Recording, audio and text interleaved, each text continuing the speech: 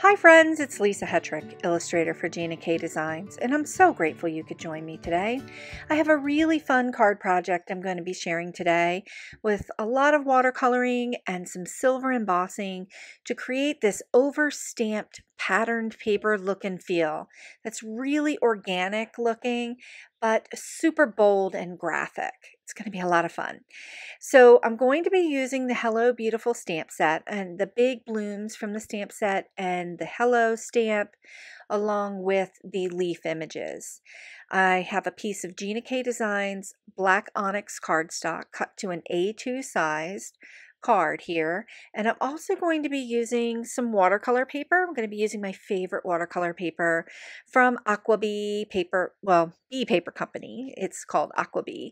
It is one of my favorite watercolor papers for paper crafting projects. I'm also going to be using Versamark and the Innocent Pink from Gina K Designs color line. I love this color, and it's going to be perfect for stamping the big bold flowers in a really, really light color. Instead of using a water brush today, I'm going to be using my favorite paintbrushes for watercolor, and these are the silver black velvets. I really love these rounds. They come to a really nice tip and they hold a lot of water and a lot of paint. Also going to be using some tube paints today from Mission Gold from Mijello. These three colors, the red violet, the bright opera, and the bright clear violet. I'm also using some of the Connect glue from Gina K Designs and the Gina K Designs silver embossing powder. I love this embossing powder. And I just store mine in this sandwich container so that I don't spill it everywhere. Okay, so we're going to go ahead and get started with the stamping of the bold flowers that I'm going to be coloring. And I'm going to be starting up in the left-hand corner with the big blossom from the Hello Beautiful stamp set. I'm going to ink it up with the Innocent Pink, and I'm just going to go ahead and stamp it out about 5 times here because I am going to use the watercolors to color in those images. So using the Innocent Pink in that light color just will be perfect for the watercoloring. It's not exactly no line watercoloring that I'm doing. I'm doing a bit of a messy watercoloring, but using the Innocent Pink is perfect for this because I'm going to be able to see my lines as I'm watercoloring, but I'm going to not see so much of it after I get it all painted. Okay, so I'm laying down some of my watercolors just right here on my craft mat, and I'm just going to go ahead and blend a nice line out here with some water and the brush, just so I can see what I'm working with. And also I kind of push color out on my craft mat or my palette so that if I want to blend 2 colors together, I have room to do it above where I have laid the color down. So you can see that I'm pulling over some of the red violet with the opera pink. So the first bloom here, I'm just kind of going in and adding some color, and my paintbrush is not very, very wet. So I went ahead and dried it up because I'm not really digging the way this was working out because I was so focused on coloring each petal, and that's not really what I wanted to do with this. I wanted this particular design to have a little bit more of a washy look and feel. So I just kind of finished up this one before I was going to go ahead and move on to the next one. But I'm just blending the 2 colors together, a little bit of the red violet and a little bit of the opera pink, and just going around the blooms and adding a little bit of water from the outside in. And this is just one way to watercolor. This is a little bit more of a drier version of watercoloring. The paintbrush is not terribly wet. The paper is definitely not wet. It's definitely dry. So what I'm getting is a little bit less of a blending effect that I really want to achieve, that washy look and feel. So sometimes when I get started on my watercolor, it isn't perfect. I just kind of get a feel for things as I'm going along and change my mind along the way. And that's the beautiful thing about watercolor, because you can adapt very easily. You can easily change what you're going to do with it by adding more water or adding more color on top, drying the layers in between, and then adding more. So when I moved on to this next bloom, I went ahead and put a lot of water in my brush and actually painted the bloom with water first so that I could drop color into the bloom and watch it bloom, so to speak. So this technique is called wet on wet. When you wet the paper first and then you're adding watercolor or a watercolor medium, whether it be ink, whether it be your dye ink, or anything that you're using as a watercolor paint, when you put it, when you put water on your paper first and then you're adding watercolor to it, it will get that blooming effect, that blooming look and feel. And that's really the look I was going for, more of a washy effect. So went ahead and moved to the next bloom.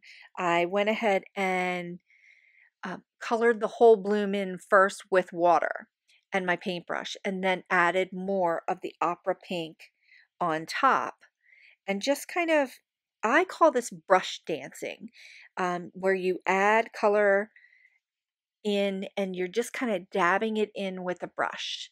And I don't know that that's a real term, but that's my term. I call it brush dancing. So I'm just making sure that the paper is wet and the different parts of the leaves on the bloom are wet. And then I'm just adding in a little bit of color.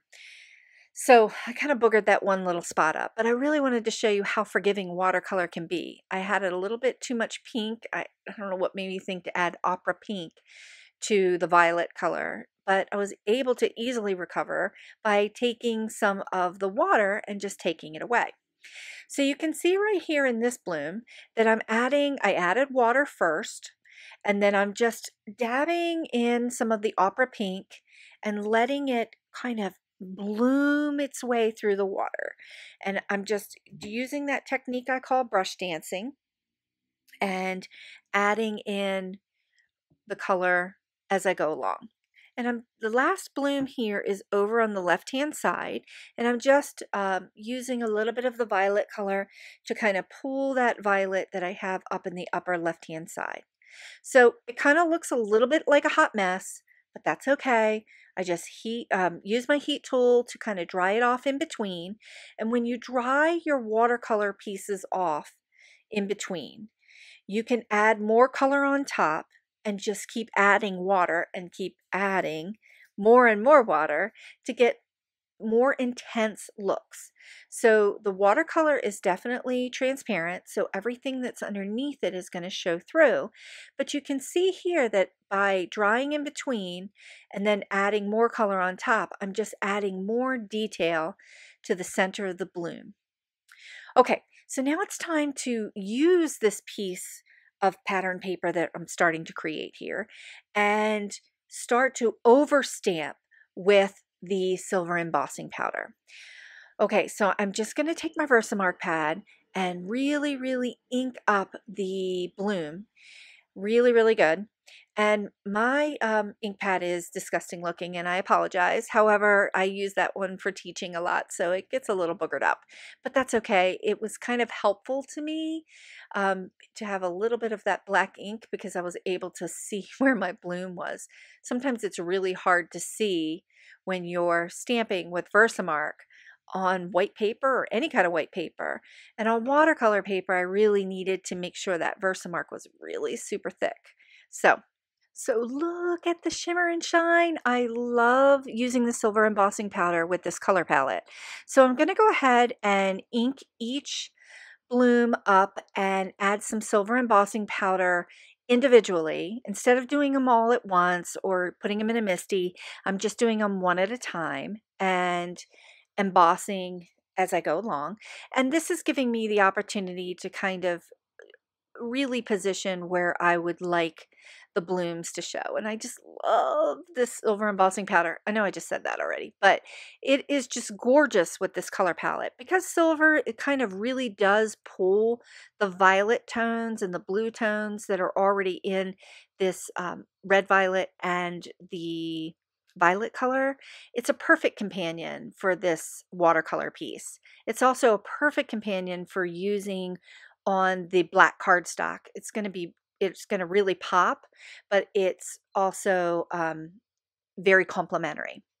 Okay, so just getting this last little bloom silver embossed, and I'm going to go ahead and fussy cut this whole piece out, but I'm going to retain that corner area because that's going to be the corner piece that's going to lay on top of the black cardstock in the upper left hand corner. So you can see here when I laid this on top, and I've got that nice little organic look and feel with the blooms that are in silver that are really, really nicely matched up against that black cardstock. It's absolutely beautiful. This one's turning out like so much different than the first one. So I went ahead and did a bloom and did the leaves in the silver embossing powder. And I'm going to go ahead and paint the bloom, the silver bloom. And that's going to be, these pieces right here are going to be the embellishments that are going to lay on top of the piece. And there's a nice little spot on there that's just perfect for that. So this is embossed on some of the watercolor paper. And oh, that shine is just so beautiful. I just love it. So I'm going to go ahead and add some color to this. And you can see on the first example, I used like a violet color and it kind of popped, but it was really not as intense. So this one, I wanted to be kind of washy-washy in that violet color because some of the other flowers on here are already pretty intense with the violet. So I just put a little bit of that Mijello violet color down. Look at that water. It's so pretty. Don't drink it though. I've done that. That's for another story for another day. Not paying attention to my watercolor water, especially if it's in a teacup, and drinking it. Yes, that has happened. I'm sure I'm not the only one. Okay, so I'm just going to go ahead and take some of this violet color, and this paper is really, really wet, but the silver embossing powder is resisting the color, and I'm using that technique I call brush dancing, and I'm just adding a little bit of color on there, and I really want it to be, I'm kind of tapping out a little bit of color, but I really want it to have this washy-washy look and feel, and let the silver in the bloom kind of be the star of the show. So I'm holding it down here and just kind of not heat setting it, but just drying it off so that I can begin to put the entire card project together. And I use a little bit of paper towel just in the center there so that I could clean any excess off of the embossed piece. Alrighty, so this piece of watercolor paper is pretty intense and pretty heavy, so I had to break out the big guns, the ATG tape glider for this one. I really, really want this piece to stick on the cardstock, so I'm really laying down a lot of tape to get it adhered to the card front. And I just love the way this fits into the corner here, and we've got that black showing through. The black is a really nice complementary grounding color for these blooms. Okay, so I kind of boogered this up a little bit. I wanted to use the Hello from the Hello Beautiful set. However, it didn't fit. So I'm going to use the Wishing You a Lifetime of Love from the Gina K Design Sentiment set. And I love that sentiment. I think it's perfect. Sometimes things just have a way of working themselves out. So I went ahead and put the whole card in the MISTI and used the embossing static powder pad. This little pillow pad that I always forget to use, but I remembered this time so that I could try to do a little bit better, especially with the sentiment. I really wanted this to come through really clear. So I've inked up that stamp, Wishing You a Lifetime of Love, twice with the Versamark, and I'm going to go ahead and put some of the silver embossing powder on it. And let's just heat this baby up so we can take a look at the sentiment. And I think it fits perfectly down in this corner. And I just love watching the embossing powder come to life. It looks so good. Okay, so now it's time to move on and add the final elements of the card. So I've got the bloom here, and I'm just kind of doing what I usually do, push it around a little bit, and kind of had a little negotiation with myself on where I want to position it. But there is this kind of spot right here, this nice little open spot that my eye keeps getting drawn to. So I really don't want that to happen for you. So I'm going to go ahead and put this embellishment right there in that spot. I used a little bit of foam squares that were pretty low profile to keep this card kind of flat, not too big, and I think it's a perfect spot for it. Okay, so I'm going to go ahead and use some of the Gina K Designs Connect glue and add a little bit of glue to the back of the leaf images here and nest them in right there at the top of the bloom. And I am really digging the way this card came out. So it's funny how I get started on a design with the one that's over there on the right, and I've got that kind of in my head on what we're going to do.